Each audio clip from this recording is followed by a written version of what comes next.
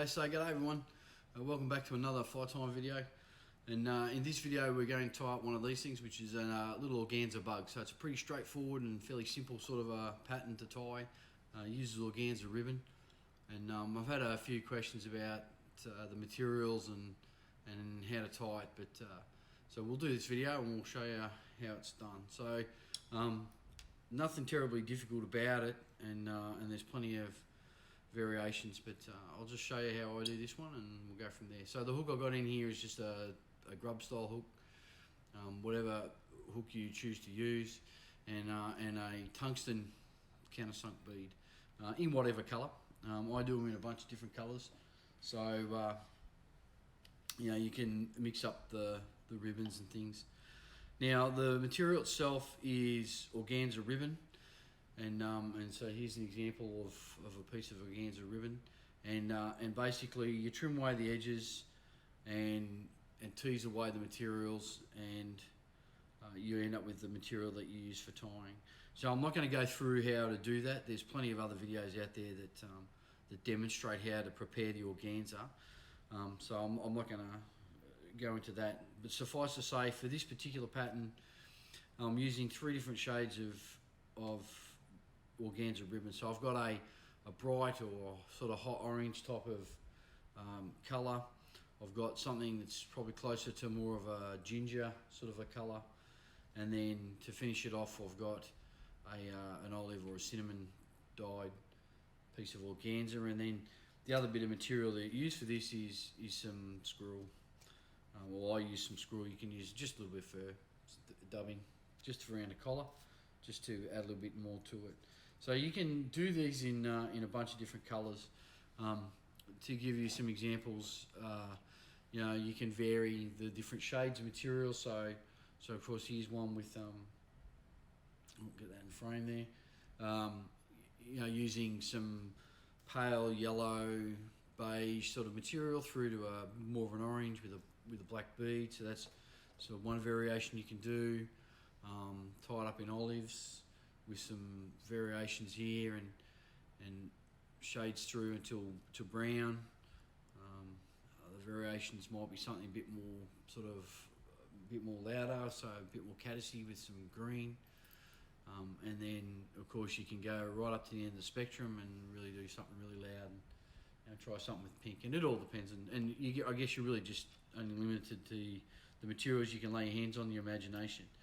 Now I tie these with 3 colours as a general rule, and I variegate it as I go. So we'll work you through that, and you'll see how that happens. The thread I use for these is a fine thread, so I'm using Semperfli Nano Silk. Doesn't really matter what colour, because you're not really going to see it, but that's what I'm using, a fine thread. So I'm just going to come in here and I'm going to catch on the thread and run that all the way back round the bend. Get rid of that waste. And you know, I tend to go a bit deep with this. You're going to start fine and go from there. So that's where I'm going to come around to, right around into the bend. So the first piece I tie on is a really thin piece, and I've trimmed this so that the fibres on it are about 2 millimeters long, and trimmed away the longitudinal pieces, and I'm just left with the fibre itself. And then in one end I just trim away the actual sort of right angles fibres, and so you have this small tag, and then you can use that to tie in. Now there's a bunch of different ways I guess you could tie this in. How I tend to do it is I tie it in with the fibres facing down, and then I wrap that over, and I find that I feel that gives me a slightly smoother fold, or I guess you could say, and wrap to start with. So I'm just going to come in here and catch that tag in where I've finished that thread. Gets a little bit slippery, but we'll see how we go. There we go. And then I'm just going to come up and tie that tag in, and then I'm going to come back slightly and give myself about 2 millimeters above where I've tied in that piece of organza. And I'm just going to do a couple of turns of whip finish just to lock the thread so it doesn't bounce off while I start wrapping. So from here, what I'm going to do is I'm going to come around, I'm going to wrap this organza, and you want to wrap it so that the tags, those fibres, start to orientate down. And I'm just going to work my way up in touching turns using the sort of the base or the edge of the ribbon, and do 3 or 4 turns. And I'm going to come across the top, catch in with a single turn of the thread. I'm going to pull the organza slightly out of the way, and then I'm going to do 2 or 3 turns right up into the corner there. Now that's there so that the thread doesn't bounce around and the organza is locked in while I tie in the next piece. So the second piece is the next piece of orange, and it's trimmed with a slightly longer fibre length, probably sort of about the 4mm wide. Same manner, I've done a little tag there that I can tie in, and I'm going to come in, I'm going to catch that in the same way, so the fibre's facing down. I catch that tag in right at where I've tied off the last piece, and then I'm just going to tie that in, secure that tag in, and bring the thread up into behind the bead by about 2mm, somewhere in there, and then again a couple of whip finishes just so I can secure it and the thread doesn't bounce around or bounce off the bead. So that's the first sort of piece tied in, and the second piece set ready to go. So the next step then is to bring these 2 pieces together, and I apologise if my finger's getting away, but I'm sure you'll understand. You want to bring these 2 pieces in together and lay one over the top of the other so that you're capturing both, and then I'm going to wrap them together. Now what you'll find is that the piece underneath sits a little bit behind the piece in front, certainly the edging, and it starts to create this effect. So what you're actually doing is getting a tone effect. You've got a brighter colour underneath and a darker colour over the top, and you'll get a bit of a tone. And I'm just going to wrap that forward until I get to the thread.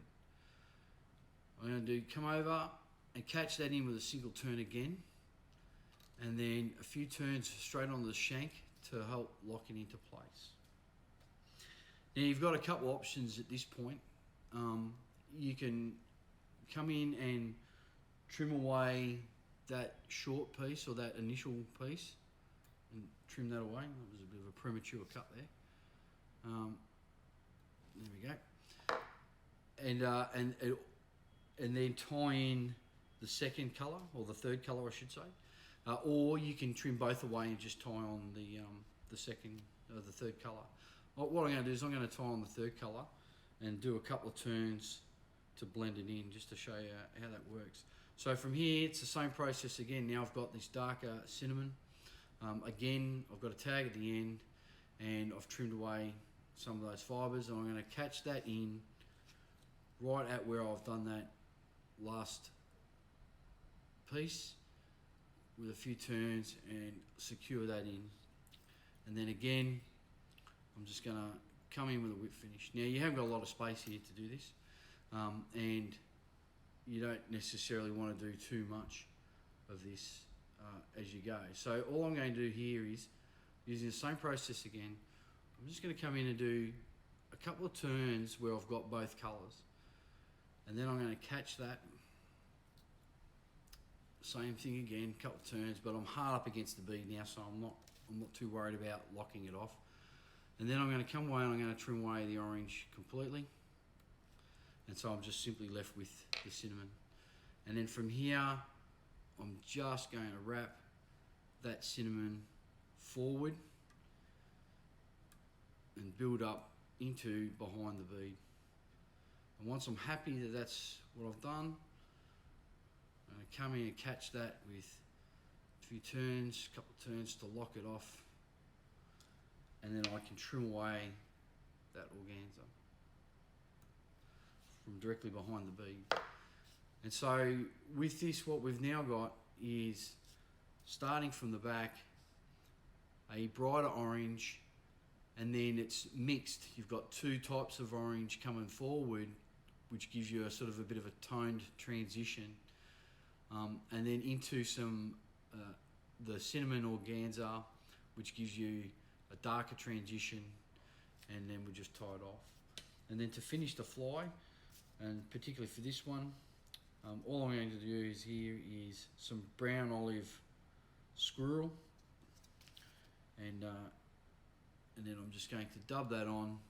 You can use a split thread, or you can just dub it on straight up. You don't need a whole lot, but just a little bit there to finish that off. And then come in with your whip finisher or your finishing tool, lock that thread off, a couple turns to finish, and trim away your thread. And that's it. That's all there is to it. And if you know, I haven't got a brush handy, I apologise for that, but you can come in and brush up that squirrel. If you tied in with a split thread, it's already brushed up, but that's the finishing off of the fly. And so that's the Organza Bug. Same process for all the other ones that I showed you. It's pretty straightforward. It can be a little bit fiddly, but I think it's well worth it. I think they're good looking bugs. They've got a little bit of shine, and they've got a little bit of colour, and a little bit of movement in there, and they seem to perform pretty well. Pretty straightforward sort of a fly to tie. The hardest part about tying them is doing the prep work on the organza ribbon beforehand. But that's how I tie that bug. So give it a go. Well worth trying out. Something different, and they look good in the box. Fish really well, and